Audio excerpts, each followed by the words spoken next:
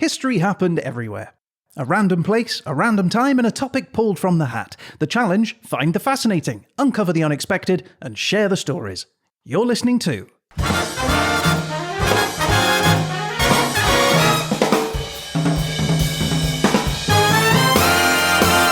History Happened Everywhere.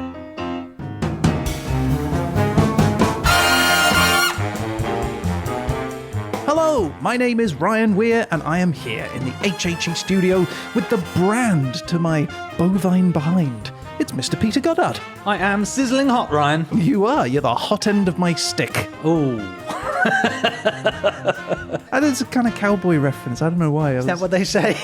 Yeah, cowboys say that all the time. I don't remember seeing that on the High Chaparral. Anyway, last week, the Derzelation gave us woodwork in Ethiopia during the early modern era. That's 1450 to 1750. And you've had 2 weeks, Peter, to go away and research those things. So tell me now, what have you found out? We're going to visit the country that would not be colonised, and a nation that became Christian before the arrival of any Bible-toting Europeans. It's the home of the descendants of Solomon and Sheba, and the caretaker of the Ark of the Covenant. We're going to look at some wood, including a very special piece of wood that brought two countries together. We're going to look at wood used to honour dead heroes, and we're going to discover a twig that has a rather unexpected use. Welcome to Ethiopia.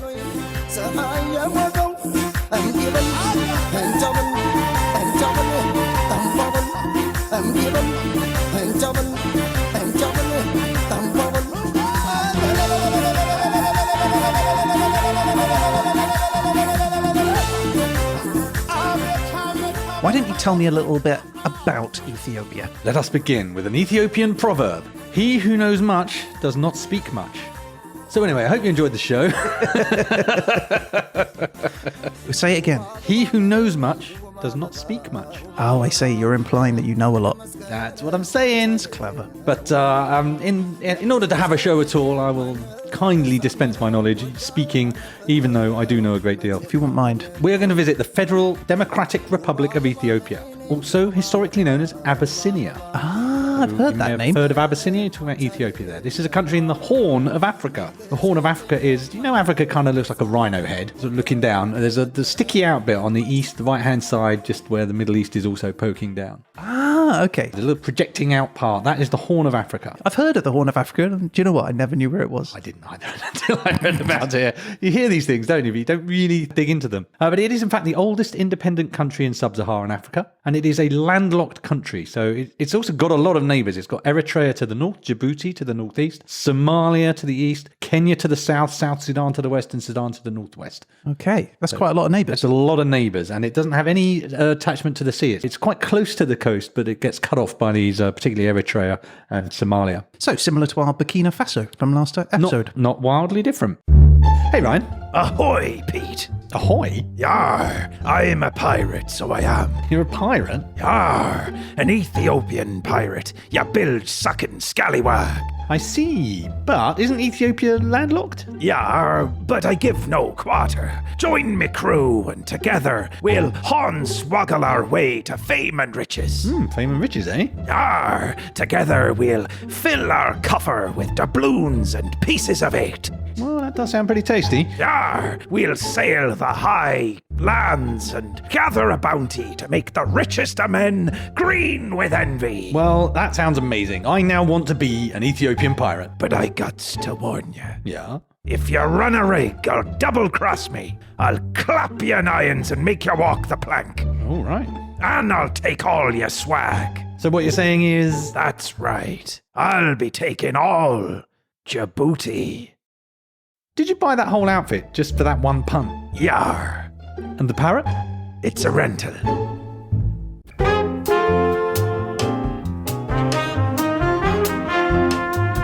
It's quite big. It's a total area of 1,100,000 square kilometres, or 2 times of France. That's actually big. That's bigger than I thought it would be. Yeah, 420,000 square miles if you prefer 2 times imperial. the size of France. 2 times of France. Amazing. And it's also, unusually, we frequently had big countries that tended to be sparsely populated. Not Ethiopia, 123.5 million inhabitants. That's a lot. That's 40 million more than France. 12th most populous country in the world. In the world? Second most populous country in Africa after Nigeria. Well, good for them. Geographically, it's got highlands, a kind of mountainous area in the north, which is kind of where a lot of the seat of power was for a long time. We're going to be visiting that area. It's got a high central plateau that slopes down into some lowlands and a little bit of desert as well. In the media, it's probably the desert area that gets focused on most. Yeah, you image. A lot of the images of Ethiopia came from, particularly of my generation, the 80s, where there was great famine, and so all the sort of Live Aid era was to help this drought and famine in Ethiopia. Yeah. But there's much more to it than that, needless to say. And the other thing I like about it is, much like last week, we had Burkina Faso, and they had a capital which was lovely to say, Ouagadougou.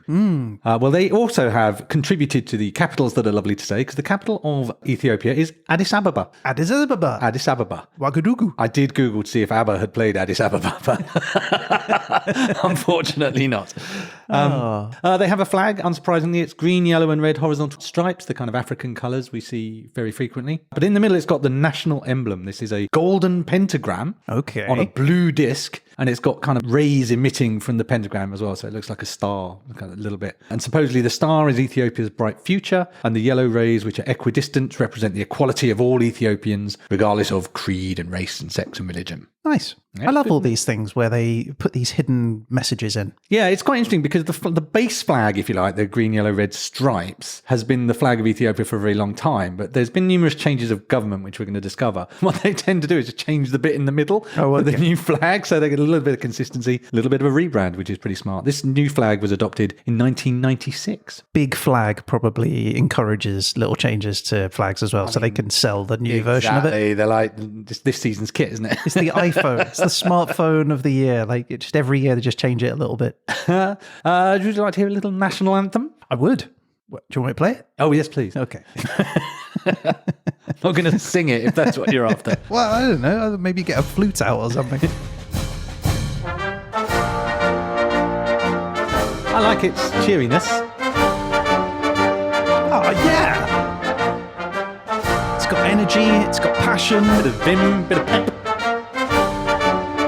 So this is officially called March Forward, Dear Mother Ethiopia. So this is us marching forwards into a bright future, hopefully. Heck yes.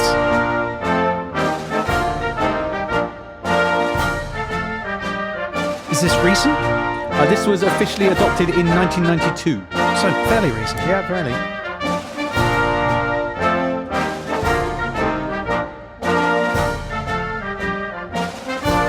Climax! Nope. Not the climax. Feels like the climax. Feels like it's changing genre slightly.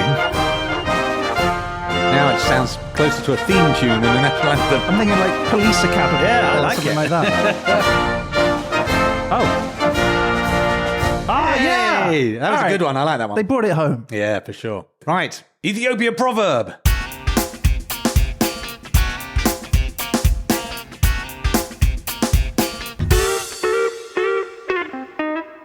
Pride cannot replace a dinner.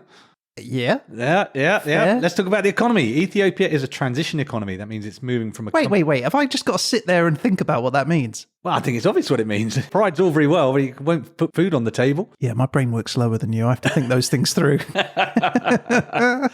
Well, yes. So talking of dinner and the economy, it's a transition economy. So that means it's moving from what was a command economy, meaning it's all centrally controlled. So somebody says we need this much wheat produced for these areas, to something more market-based, which is allowing the market forces to determine what happens where. Okay. It's heavily agricultural. Agriculture is about 40% of the GDP, 81% of exports and 85% of the labour force, all in agriculture. Okay. Most of their foreign currency comes from, or a lot of their foreign currency comes from coffee exports. Because as we know, if you may remember from, well, you definitely remember from the Yemen episode, Ethiopia is where coffee first originated. Is Yemen nearby then? Yemen is just across from the Horn of Africa. You leap across to the Middle East and you're there in Yemen. It is one of the fastest growing economies in the world, but it's still a very poor country. It's currently rated around 22nd poorest country in the world. Wow. But their economy is growing. But it's growing, so here's hope for the future. But we'll find out a bit more about why it's looking a bit bleak at the moment. The official languages are Amharic, Afar, Oromo, Somali, Tigrinya. These all represent various ethnic tribal groups in the country. So depending on where you're born, that's the language that you're likely to speak. Very likely, yes. But what is notable about that list? What's missing from that list?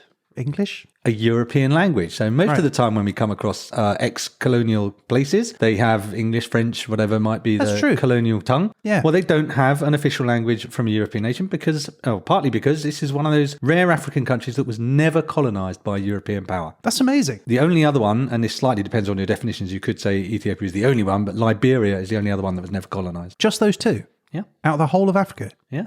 Okay, let's discuss some famous Ethiopians. And I'm going to start with your oldest relatives. You may have heard of Lucy. Lucy is Australopithecus afarensis. Oh, is this early woman? An early woman, yes, very early woman. She was discovered in 1974 in a place called Hadar in the north of the country. Lucy got her name from the Beatles song Lucy in the Sky with Diamonds, because they played it in the expedition camp, I guess. Because they were on LSD when they found it. Well, I don't think that's how they generally conduct archaeology, but I'm not an expert. She is 40% of a female who is about 1 meter tall, 3.5 feet tall. Oh, that's quite tiny, isn't it? Yeah, and she is 3.2 million years old. She's not the most old humanoid from Ethiopia, though. Lucy's probably the most famous, but more recently we found Ardi, Ardipithecus ramidus, found in 1994, 4.2 million years old. That's amazing. Yeah, it's incredible, isn't it? 4.2 million years old. And named after... I'm not sure, Ardi. Possibly an area. I'm not sure. Another Beatles song. Ardi. Ardi. I'm thinking. Ardi. I want a party. Fight for your right to Ardi. There's definitely a Beatles song. Okay, we'll edit one in later. Help, I need some Ardi. Not just any Ardi. You know I need someone. Help. When I was younger, so much younger than today, I never needed any Ardi's help in any way. More recently, though, famous Ethiopians, I'm going to start with one you're sure to have heard of, Haile Selassie. I mean, I've heard the name. Haile Selassie was once an emperor of Ethiopia. Okay. Born Tafari Makanen. It seems unimportant, but then he gained the title Ras, which is like head. It's kind of a duke kind of title, which made him Rastafari. That sounds familiar. He is believed by some Rastafarians to have been the second coming, the Messiah. No way. So Rastafari is Haile Selassie, the emperor of Ethiopia. So now here's another famous Ethiopian, Haile Gebrselassie.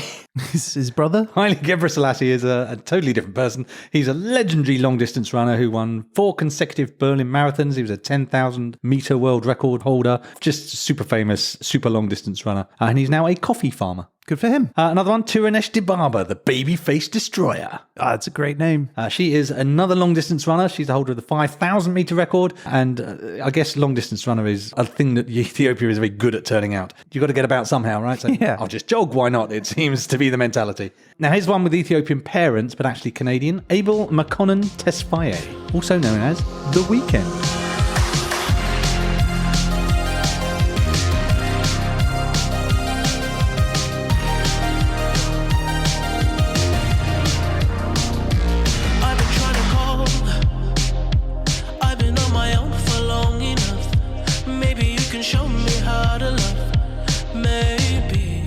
And finally, not a person but a thing, the Ark of the Covenant. Don't look at it. Shut your eyes, Mary, and don't look at it no matter what happens. From Indiana Jones. From Indiana Jones, is said to be in Axum in the north of the country and in the treasury near the Church of Our Lady Mary of Zion. Wow. Actual Ark of the Covenant, they say. Just don't look in it because it'll burn your face off. Well, yes, especially if you're a Nazi.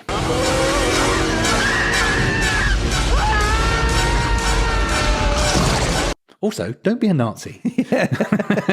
This was a public service announcement.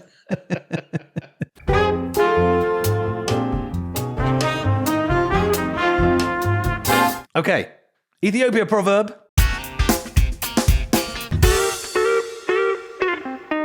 A home cannot be built for the rainy season that has passed. No, but you could build it for the next one. Well, yes, that's probably the second part of In the fact, proverb. it makes sense that you would build it after a rainy season because how are you going to know that you're going to need it for another one? Well, you could take that up with the Ethiopians, sir.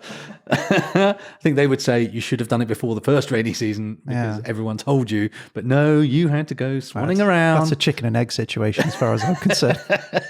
You can't build one in anticipation of rain. Otherwise, you're building a house for rain, for an earthquake, for everything.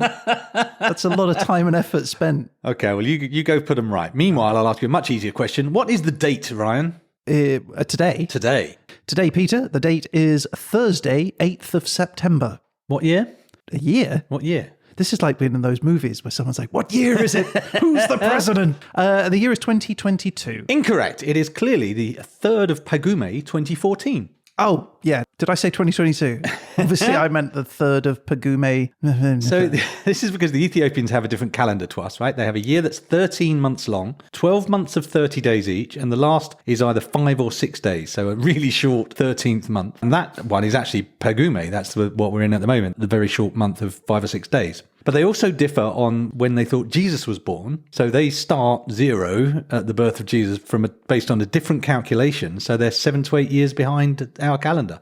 How does this work in an international world? I think probably practically speaking, they use Greenwich Mean Time, as does most of the rest of the world. But locally, they have their own way of expressing the year. And that's all of those different ethnic groups we were talking about? Well, it's called the Gayers calendar, which is kind of, Gayers we'll talk about it a little bit in a minute. It's kind of like the Latin of Ethiopia. So it's a language that isn't spoken, but it's kind of a formal liturgical language used in churches. So I would guess probably yes, but I don't know what on a day-to-day basis who's using what, and maybe they've all converted to this calendar. But nevertheless, you could easily say there's an 8 years difference, which gives me, of course, 8 years of wiggle room on my time, which unfortunately was no help at all. Ethiopia is also the home of Tej. Tej. Love Tej. You love Tej. Well, let's find out if you love Tej. Tej is a honey wine, a bit like mead, brewed and consumed in Ethiopia and in Eritrea, which is next door. Thought to be one of the oldest alcohol beverages ever produced. A lot of people make it at home. It's made of honey, water, and a shrub, little twigs basically, called gesho. Gesho. I guess it's consumed in social events, festivals, weddings, religious events, stuff like that, and it's considered the national drink of Ethiopia. Well, it sounds delicious. I like all of those things. It sounds good, The doesn't weird it? shrub thing, which I've Twigs. never had. Mystery twigs, you don't know. Okay. It's often served in a kind of cool looking bottle, which is looks like an alchemist's bottle, like a bulbous bottom and a thin neck. All right, I like Looks that. Awesome. And prior to the 1900s, it was only consumed by the king and others in his presence, and only royal houses could make it. Honey was actually a form of tax, so you'd rent your land with honey. So honey was kind of associated with the ruling classes. But in the modern age, povos like us can drink Tej. It's okay. It's actually quite hard to find. I Googled it, tried to find it on the internet, thought it'd be dead easy. Not at all. I had to call around several restaurants in London. Finally found one, Harar restaurant in Vauxhall in South London. Oh, nice. And they make it themselves. They make their own. They make their own, and I've got Wow. some today. So if you'll bear with me, Fantastic. I will fetch the Tej. I want to pretend that I'm a king. Bring me my Tej.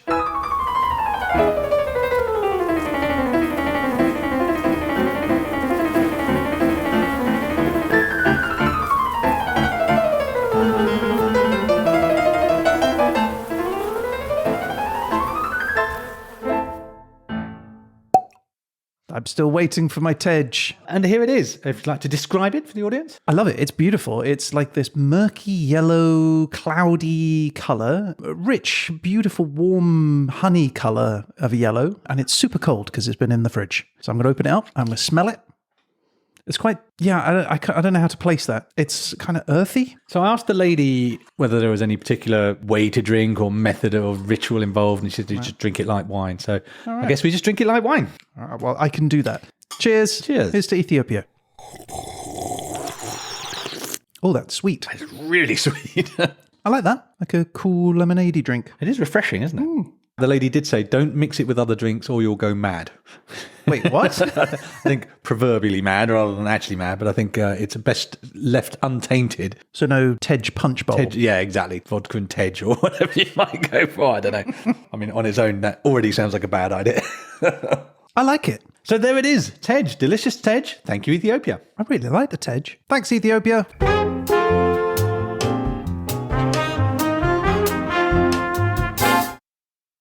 So, Peter, what are you going to tell me about now? I'm going to tell you the history of Ethiopia, the whole lot, start to finish. That's good, because I know none of it. Right, this is going to orient you nicely. There's an Ethiopia proverb first. Okay.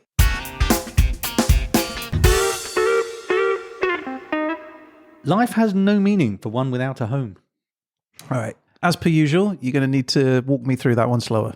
Home is everything. Home life makes life worth living. Without that, there's nothing. Okay, I approve that one. That's signed off. You can let them know.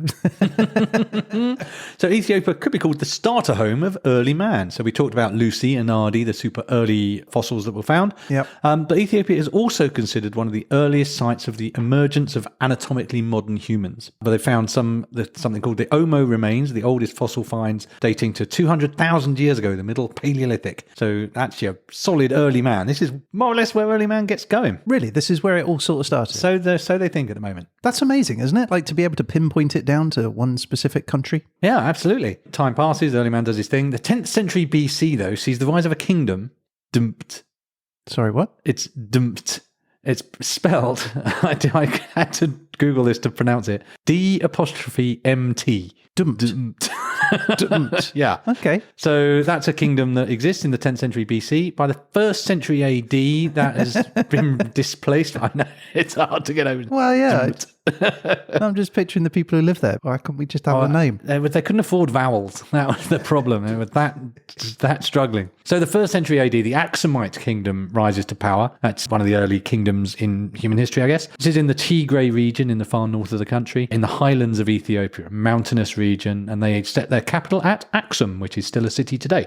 This grew into a major power on the Red Sea, and it had connections with and conflicts with Yemen just across the way. So Ethiopia's history is probably more shaped by that relationship with the Middle East than it is with more Central Africa, partly because they've got these mountains, but partly because it's a really short hop across to Yemen. So in the 4th century, Christianity was declared the state religion, which is one way to make yourself missionary proof. Already be Christian. Yeah. You imagine when the missionaries turned up. What? We know.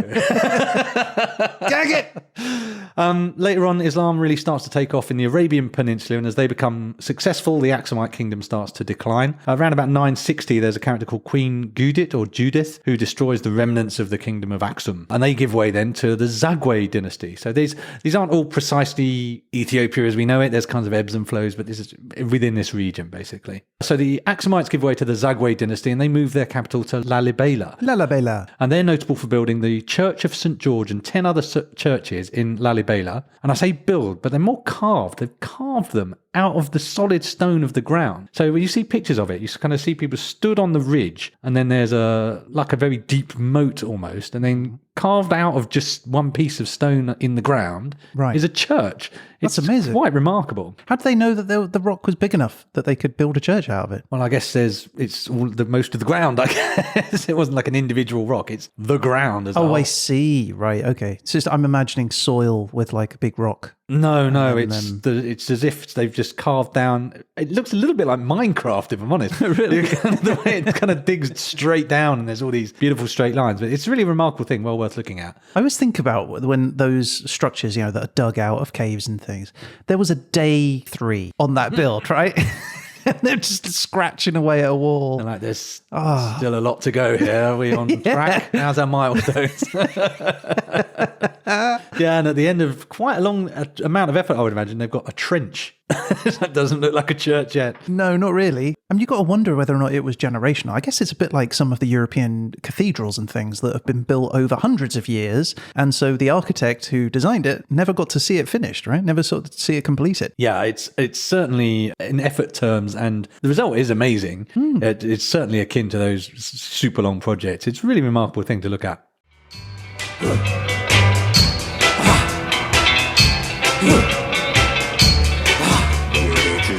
That's the sound of the men working on the rock church.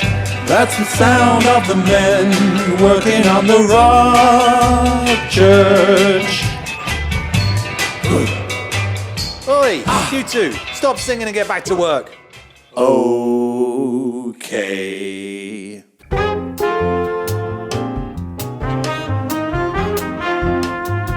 In the end, though, the Zagwe dynasty, as all dynasties, comes to an end. The Battle of Ansata in 1270 puts paid to them, and they're followed by the Solomonic dynasty. We're going to be hearing more about them, and a specific element of them anyway.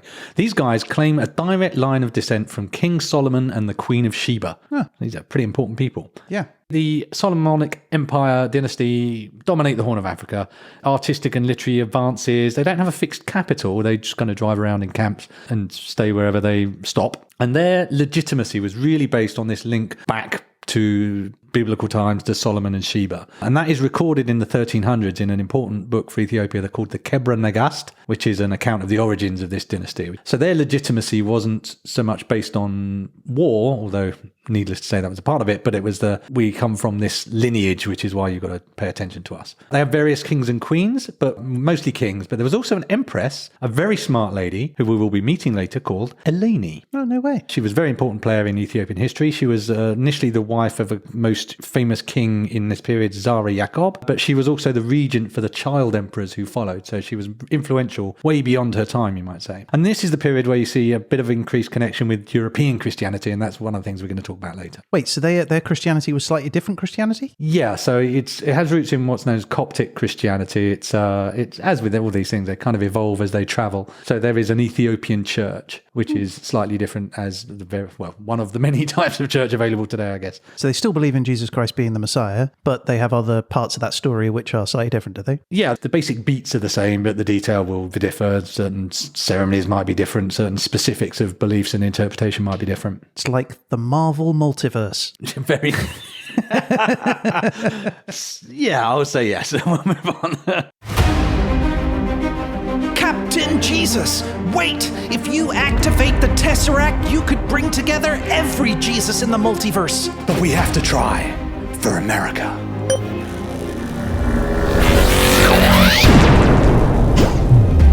What happened?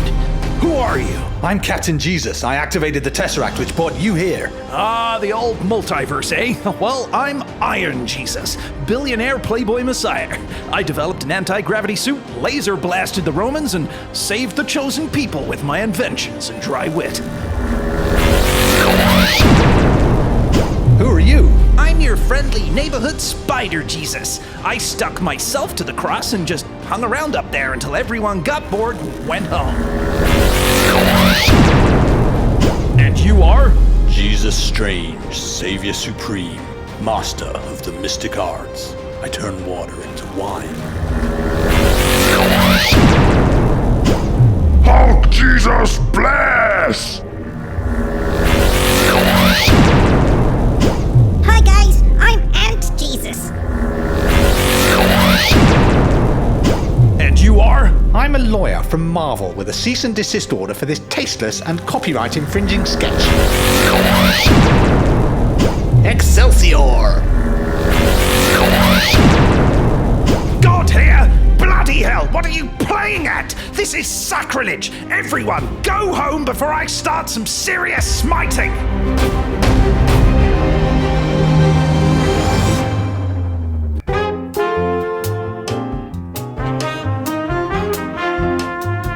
So now we're into 1528 to 1540, the Adal Sultanate. This is a Muslim kingdom to the south that starts a war with the Ethiopian Empire of the Solomon guys. Just huge damaging, devastates them basically. And then there's just an ebb and flow of kingdoms in the area and various people moving around in a sequence known as the Oromo migrations.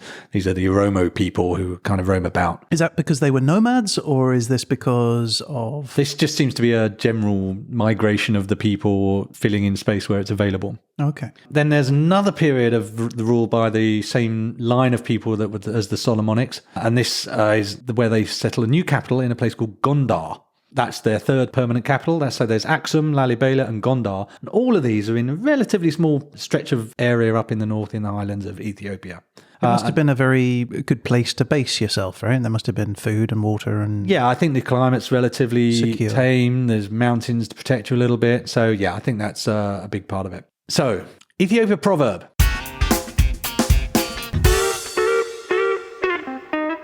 It is foolish to start a fire just to see the flames.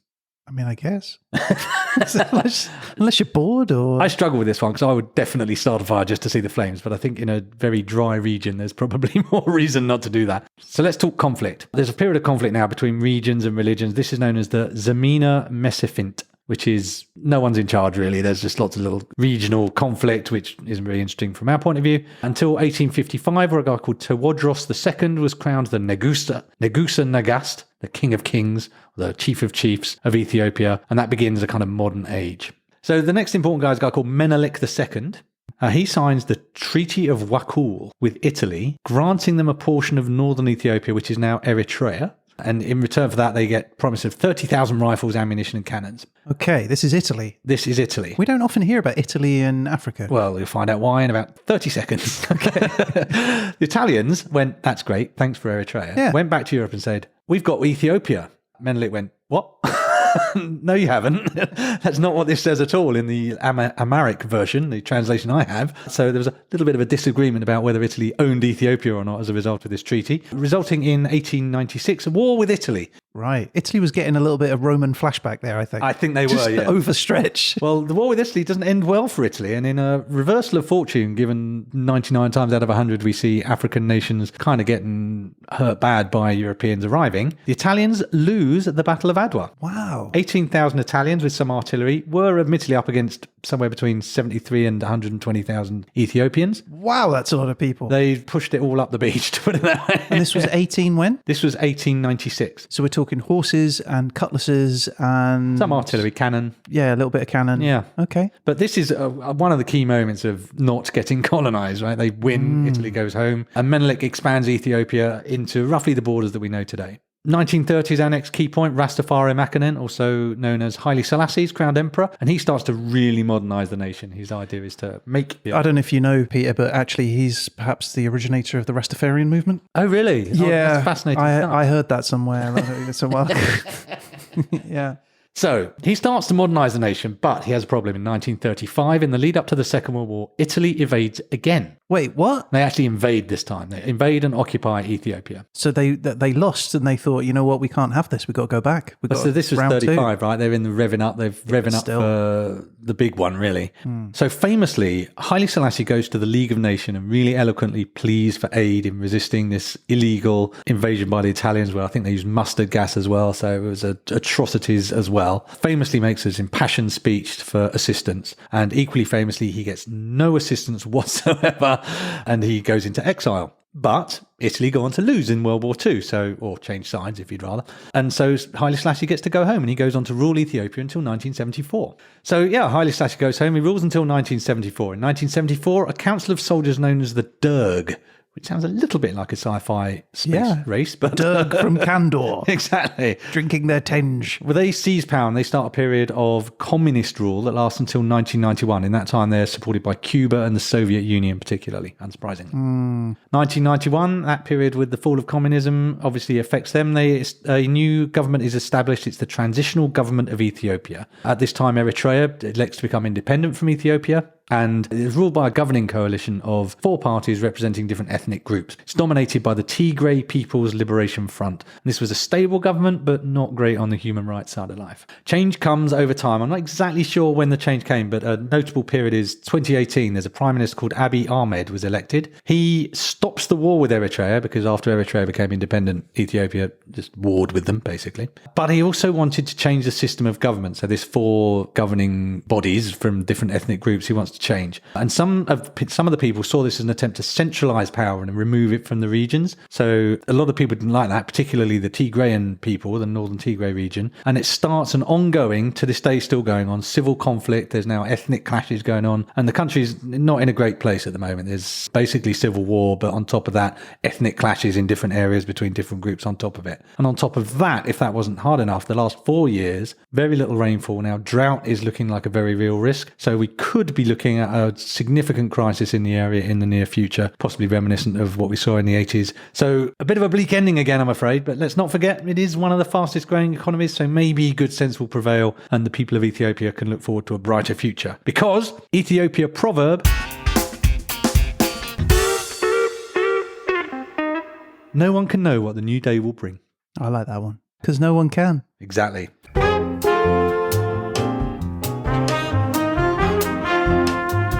Let's talk about woodwork, Ryan. I'd love to talk about it. We haven't spoken about anything woody. So I am going to be looking at some wooden artifacts you can find in various museums, so specific items, and they in some way encapsulate what was going on in Ethiopia at different parts of our period, the end of the medieval, start of the modern age. So our first item is a processional cross, which can be found in the Metropolitan Museum in New York. Okay. A processional cross is a big cross that's designed to be carried around on a stick, basically, and go, oh, look, blessings emanate, I guess, from the cross in some way. In a procession, yeah. Yeah, so this one was carved, I think, or it comes from around 1500 CE. Oh, I think that falls within your time period. Surely does. That's handy, isn't it? That is handy. And it's made from carved wood with a tin inlay. Tin inlay. Tin inlay. That's nice, isn't it? It's fun to say.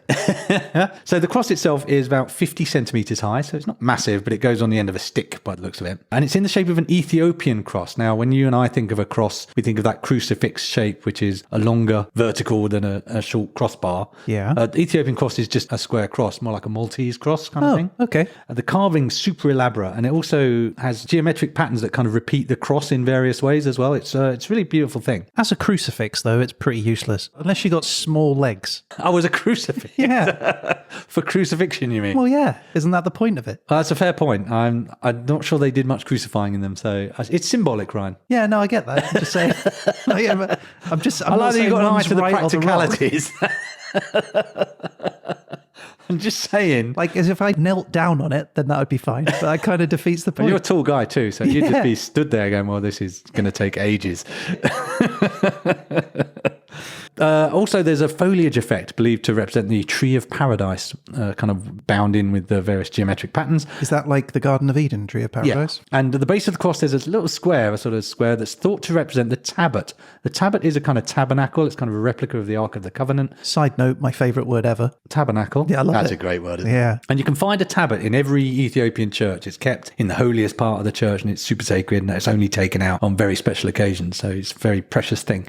And this particular item comes from a place called Gunda Gunde Monastery, which is a really remote place in the highlands of Ethiopia in Tigray, again, in the far north. And this is a monastery that's really remote. It's very famous for its collection of manuscripts. Okay. There's a very good reason why it's come from there in particular. And you're going to find out after I've explained a bit more about this period to you.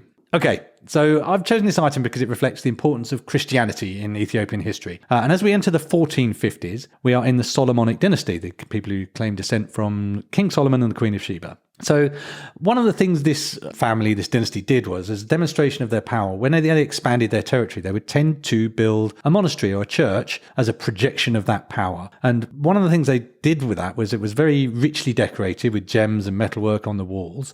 But also they had a kind of a look at my fancy stuff from abroad kind of thing. So they had quite a big desire for foreign things, particularly relics, saints, bits of saints and whatnot. And all these show that, as with anyone who has their on display from things from their travels, it's a kind of a look at what I've done and look how great I am. Snow globes. Snow globes, exactly. So snow globes, but like fingers in boxes and the like. So there's a book by Verena Krebs, who's an academic, and she wrote a book called, snappy title, Medieval Ethiopian Kingship, Craft and Diplomacy with Latin Europe. I read this book. It talks about the relationships with the Christian West, and there's a kind of enduring narrative that says that Ethiopia contacted the West for guns and technology, basically. And she says that's not actually true. What they mostly wanted, when you read their letters, is cloth, carpenters, craftsmen, and religious icons. They actually just want religious items, actually much more than guns and ammo. So I'm going to tell you about one of these missions they made to Europe and the outcome of it, which was quite interesting. I'm excited to hear. All right. So in 1508, Ethiopia had previously received emissaries from Portugal seeking an alliance. And the reason for that was they had a belief in Western Europe in a guy called Prester John. Can I just say, at this point in time, you shouldn't be trusting the Portuguese, is what I've learned. I know. They will tend to appear at the most inopportune moments, but we'll see how this goes. So this guy, Prester John, was supposedly a powerful Christian ruler to be found in the Orient, in inverted commas, so over there in Mystery Land, amongst the pagans, supposedly, a powerful Christian force who ultimately in the 12th century, this rumours of this guy started in the 12th century, so a couple of centuries before, was supposed to ultimately, if you start crusading, this guy's going to come from the East too, because he's super powerful, and he's going to fight for Christianity. So he was originally thought to be in Asia somewhere, India, possibly China, who knows. And gradually over time they go, well, there's no Prester John over there. So then a couple of centuries later, eyes turn to Ethiopia. Look, here's a Christian country that's outside of Europe. It's beyond Egypt, which is Islamic. It's in sort of surrounded by Islamic countries. So they go, oh, right, this must be this mystery land of Prester John. Why nobody's saying Prester John's been living for an awfully long time at this point, I don't know. But this legend of this king across the water is quite enduring in Western Christianity.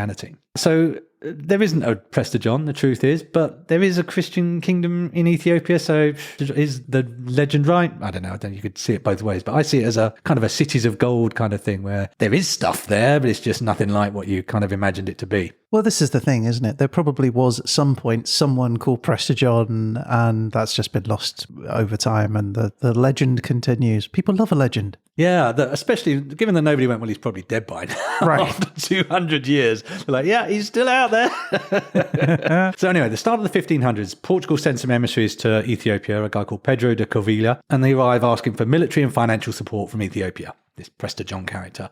He's received with, quote, much pleasure and joy by the ruler, a guy called Eskender. He doesn't get any military support, and he's not allowed to go home. They keep him. They go, right, you got to stay here. And he's joined by various other missions, and they keep arriving and just being told they can't go home.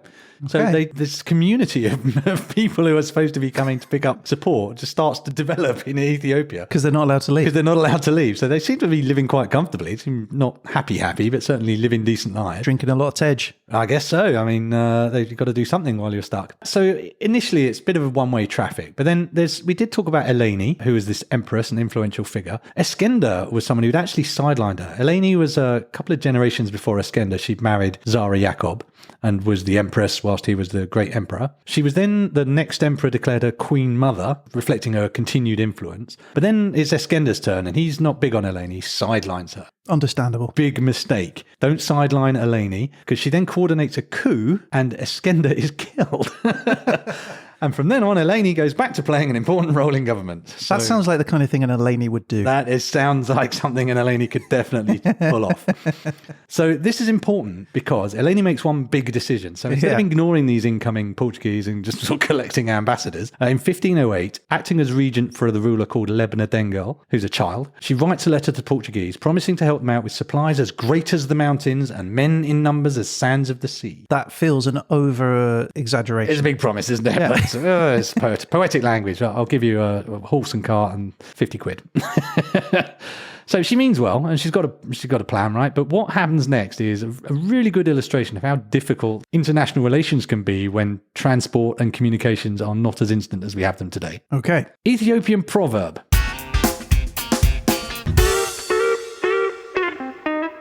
Restless feet may lead you into a snake pit. I mean, in the sense that if you just keep walking, you might fall into a snake pit. Yeah, and just travelling around could cause you problems.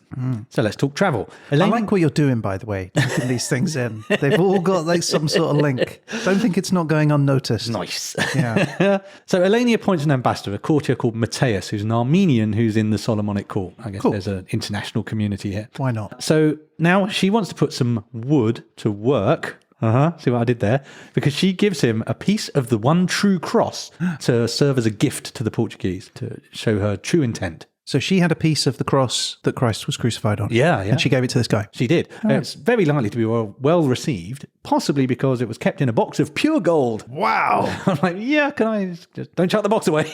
Yeah. So Matthias and some companions set out. They set out disguised as traders. So traveling as an ambassador wasn't a matter of wafting your diplomatic community around. They had to sort of smuggle themselves out. Because of bandits and stuff? Yes. And also they're traveling through Islamic countries as well. So you're probably not necessarily well received. So they travelled weirdly to Portugal via Goa. And I haven't got the details of it, but it takes them 5 years to get to the Portuguese court.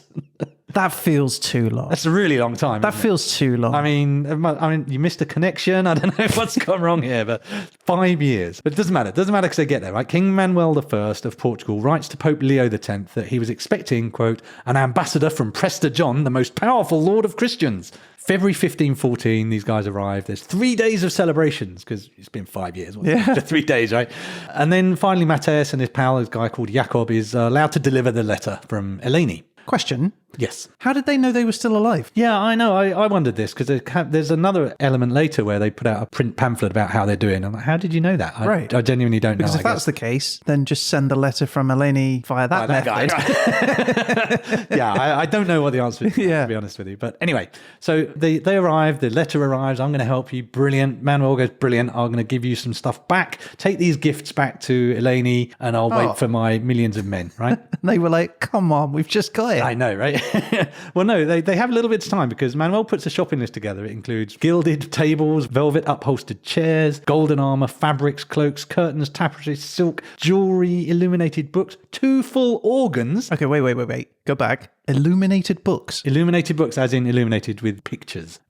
They don't light up, they're not lamps.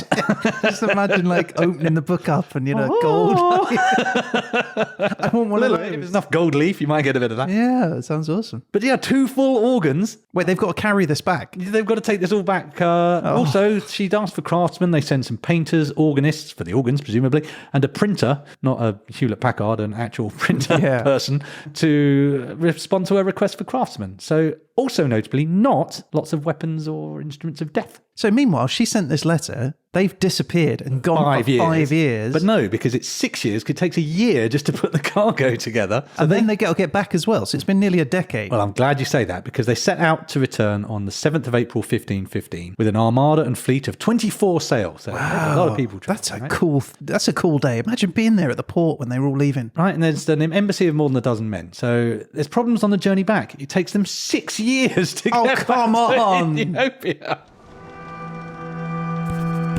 Ship's log, 12th of March, 1517. The journey is long and arduous. 1,000 days have passed since we left port in Lisbon for the dark continent and the court of Prester John. What little joy I felt in my heart for the adventure has long since evaporated with each desperately slow day. The first mate insists on inquiring at half-minute intervals our prospect of arrival. His voice echoes in my mind even now. Are we nearly there yet? Are we nearly there yet? Are we nearly there yet? Master Rodrigo does his part to entertain the crew with his game of I Spy with my little eye, but long ago did O for ocean and B for boat afford any relief from the accursed boredom. It's almost enough to make me rude that both organists were tossed overboard long since, as each in their turn confessed the only tune they were capable of was Old MacDonald Had a Farm, E-I-E-I-O. And the cargo fares little better. The fine velvet seats have long since lost their lustre through repeated use for musical chairs, and trading the linens for a swingball set was, perhaps, an error on my part. Nobody likes the swingball. Nonetheless, I must maintain a happy aspect and appear jolly before my crew at dinner, despite the dwindling stock of rations. I wonder, will it be fish again? It will. It most certainly will. Come. Land ho, Captain! Thank the Lord. Is this it? The land of the Ethiop, our final destination? No, but we have got to Goa. So, we're halfway there.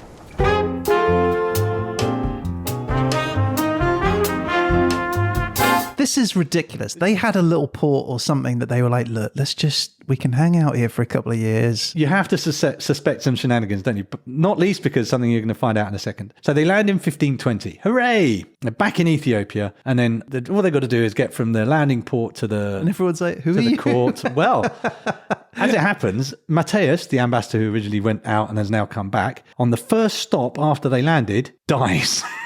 Right. So he never makes it back to court. Well, yeah, there was a risk of that, isn't there, over 12 years worth of travel? That close, though. So, okay, never mind. They keep going. And then they arrive in the court of Lebna Dengel, who is now an adult. Remember, Eleni was acting as regent. He was a child. He's now an adult. He doesn't like the way Eleni did things. He, in fact, says, no, I didn't send Matthias to Portugal. I don't know what you're talking about. No. He claims he's gone without his permission. He declines to even meet with the ambassador for several days after his 10 years of journeying. Finally, he gives the ambassador a short interview where he declares the gifts, quote, disappointing. I mean, to be fair, they were new when he left, and they were 5 years old when he got there. Well, it was worse than that. They were also a fraction of what they started out with, because a bunch of it broke, got nicked, sold, misappropriated on the way. Yeah, right. So, yeah, I guess what was left was indeed quite disappointing. And it wasn't brilliant on the Portuguese side either, because apparently fistfights would tend to break out between the ambassador and his deputy.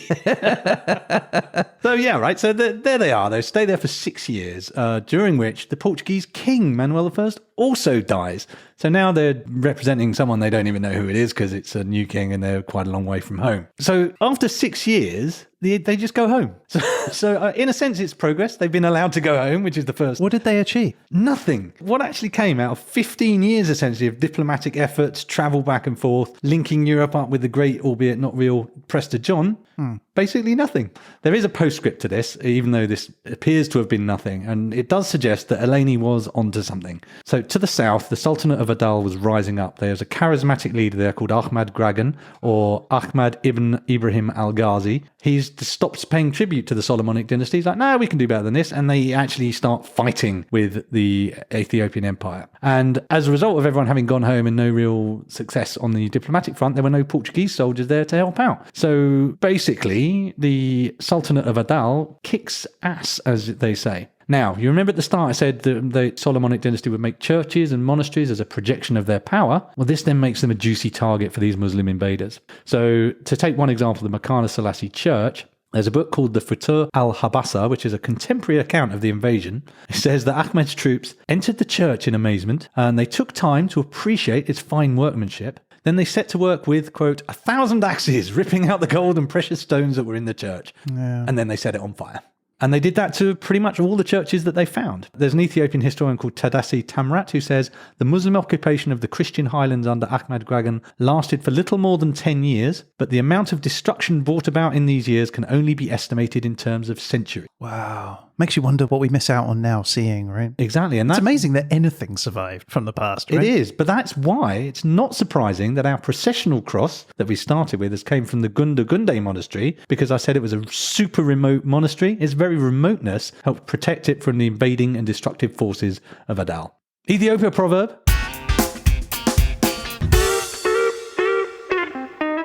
Hardships do not come to those that are prepared.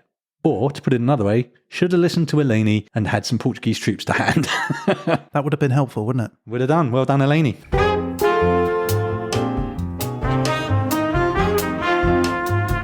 I'm very drunk on Ted, by the way. I'm just saying, this stuff is stronger than I thought it would be. Okay, our next item. The history of Ethiopia is really dominated by this story of Christianity and its conflict with Islam, but there are a huge range of ethnic groups in the country, and I thought it'd be nice to look at something non-Christian just to mix it up a little bit. So our next item is from the Brooklyn Museum, and it's a Waga, which is a carved image of a man. Okay. I'm not sure of the date of this exact one. It says 19th century or earlier, which is a pretty broad brush if you ask me. But these things called Waga have been being made for hundreds of years, so it represents a tradition that easily covers our time period. So this guy's got carved necklaces and bracelets, and he's a pretty good looking guy. He's got us quite detailed. So what this is all about is these are memorial statues made by the Konso people who you find in south central Ethiopia, and they're carvings to commemorate extraordinary men after their deaths. Oh wow, that's awesome. I love that. So statues basically. Exactly. So Ethiopia proverb.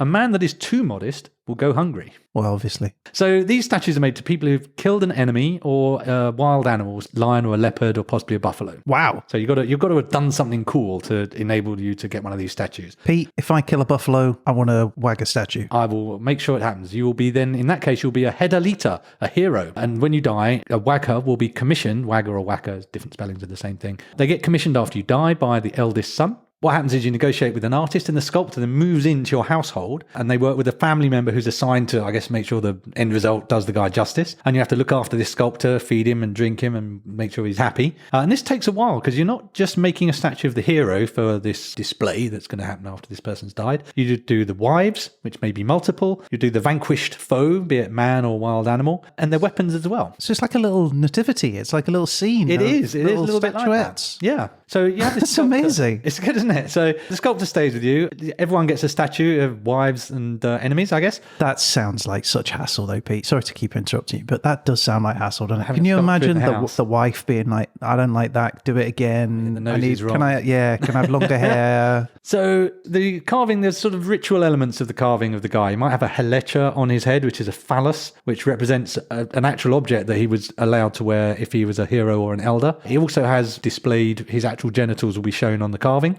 He has a necklace carved on his neck that represents a thing called a tela, which is ivory discs threaded onto a necklace, which represents the heroic deeds of the individual. So in life, when someone came back victorious from a hunt or a battle, their older sister might give them one of these tela to celebrate their deeds. The enemies get a face, but in terms of detail, they don't get any of that detail. They definitely don't get any genitals because apparently they would have been removed by the victorious foe. Oh, wow. Ouchie. Okay. Well, when they were dead, right? Yes, I would hope so. Yeah. Oof. So, as you might expect, there's some ceremony involved in placing these statues. So, we spent a month carving it. The community come round and they look and they comment on the work. They all have a drink of a thing called chaka, which is a kind of cereal or vegetable-based beer. And some people go out and dig a spot for the statues. Everyone processes out to the site, singing and dancing and chanting. Sacrifice a goat, pour the blood into the pit to cleanse the area. And we put up the statue. Hero in the middle, wives either side, enemies killed, and weapons, and then animals hunted at the end. Where do they put it? There are different places have different traditions, but the one thing it is always done is facing away from the village. So it's in a location where you could gather, but you face it away from the village, because if you face it the village, there's a chance that the spirit of the hero will return to the village and you've got a haunting on your hands. And wow, okay. But that's kind of fascinating. Like these little meter-high statues, loads of them. The clusters family of them just around. cluster them around. I mean, not everyone gets them. You have to be a hero in order to achieve them. Obviously. Look, I'm trying to work this through because, like, you know, when I do pass, this is something that I'm going to want. So I'm just trying to picture it. So they're at the little village, outside the village, all these little statues pointing away. That's amazing. Yeah, I'm thinking when we do yours, it'll be you, me to your left, a vanquished Paul Derzeley. We'll pop it up on Croydon High Street.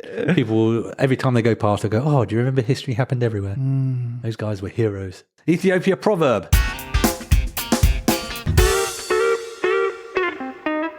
A good name is better than a good perfume. Yeah, that's true. Yeah. Is that a moment? Well, that was for me. All right.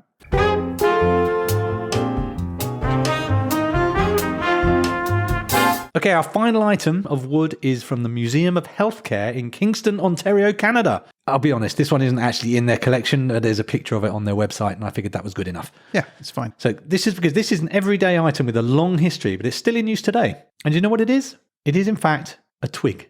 Specifically, it's a twig from the tree Salvadora persica, also known as the toothbrush tree. No way. So this is a small evergreen tree. The sticks are traditionally used in Ethiopia and very widely Africa, the Middle East, as a natural toothbrush called miswak, also known as arak, jack, and pilu. Arak, jack, and pilu. So miswak goes back a long, long time, possibly used by the Babylonians 3500 BCE. In the Islamic hadith, it suggested, quote, to make a regular practice of miswak, for verily it is the purification for the mouth and a means of the pleasure of the Lord. Oh, I so want to try a biswak. Right? It's just a stick, right? But does it work? This is the important. It's a great question. That's what I want to know. And also, how do you use it? Do you just sort of rub it against your teeth? So you kind of chew it. You put it in your mouth, you kind of chew it down so you get a bit of a fibrous-y, brushy end, and you kind of brush and chew and brush and chew. Brush and chew? Yeah. Okay. So there's a 2012 study by a guy called Hassan Suleiman Halawani. He found that chewing miswak releases fresh sap, which might have an anti-karyogenic effect. That's anti-tooth decay. It contains sulfur, which is bactericidal. Silica has an abrasive effect and helps remove stains from tooth surfaces. And the little slightly bitter taste it gives stimulates saliva, which also helps keep decay at bay. There's another 1978 study called Efficiency of Traditional Chewing Sticks in Oral Hygiene Programs Among Ethiopian Schoolchildren by B. Olson.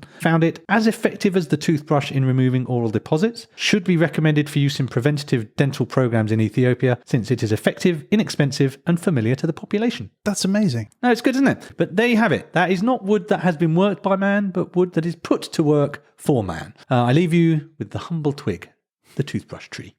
So I hope you like that. That's everything. But if you didn't like it, I have one last Ethiopian proverb. Okay, tell me it.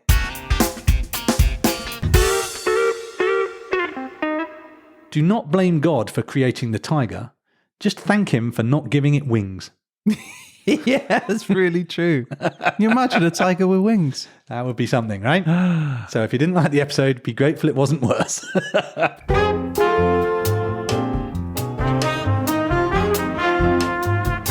Well, Peter, my goodness. You have woodworked your way into my heart. Perfectly done, sir. I really enjoyed that. There was some fascinating stuff. I knew none of that, and some fascinating characters there. I highly recommend you tune into The Verdict, or in your case, attend, because there was so much I didn't use as well. There was just loads of fascinating stuff from various eras. I look forward to it. So, Peter, it is my turn. Well, let's wheel her out, shall we? Okay, here it comes. I'm going to switch it on. And okay, all right, we're good to go. Whenever you are ready, press the buttons. I'm ready for the button. Okay, so your place is Middle Earth. Wait, what? Yeah, I'll be honest, I've rigged it this week, Ryan. I thought it'd be interesting to do something that wasn't as real as normal. So I thought we might take a trip to Tolkien land. What, like fictional world? Fictional world, hobbits, elves, dwarves, and whatnot. Middle-earth, that's my country. I've tampered with the Derzelation, and that's what you've got. Okay. So, all right, so I guess time period? Well, I had to tamper with this too, because obviously Middle-earth has its own time period, and your time is...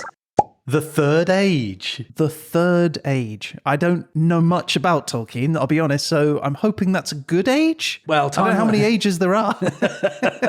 Loads of them. All the good stuff happened, I would imagine, probably. Okay. Are you ready for your topic? Oh no, if it's sport or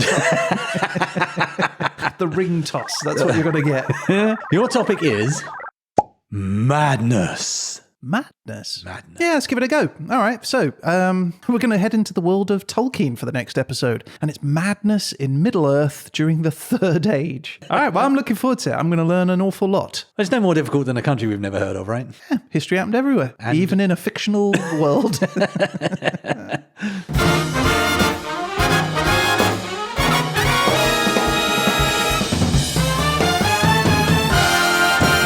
Okay, so, well, look, that is the show for this week. So thank you all for listening. If you'd like to get in touch about any of the things that we've talked about on this show, or just to say hello, you can reach out to us through our website at hhepodcast.com or by email at peteandryan@hhepodcast.com. We would love to hear from you, and you never know, you might end up featured, named on a future show. That's right. And if you're on TikTok, Instagram, Facebook, or Twitter, you can find us at HHE Podcast. Subscribe to those, you'll get an alert every time we post one of our 1-minute animated HHE bites. And we're going to be back again soon with The Verdict. But until then, a huge thanks to Peter Goddard. Thank you, Ryan Weir. And that's it. I guess all that's left to say is... You've been listening to...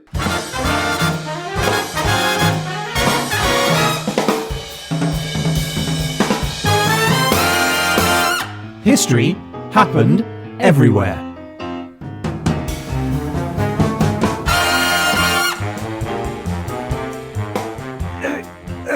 Hey, Pete! Hey, Ryan. Can you help me with this box? Oh, yeah, sure. Whoa, this is heavy. What have you got in here? What, in the box? Yeah. Oh, it's the Ark of the Covenant. Wait, what? Yeah, it's the Ark of the Covenant. The real one? Yeah. Why have you got that? Well, I want to open it and see what's inside. But that's super dangerous. Haven't you even seen Indiana Jones? Yeah, of course. You saw what it did to the Nazis? Yeah, it melted their faces off. Right. But we're not Nazis, are we? Sure. So we'll be fine. Ryan, wait, don't open it. Come on, it'll be fine. Ryan, no, stop, don't.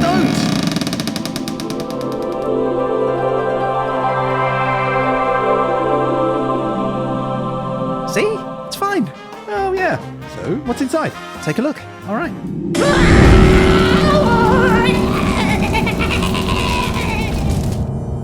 Huh. I guess Pete was a Nazi. I'm not a Nazi. Also, don't be a Nazi.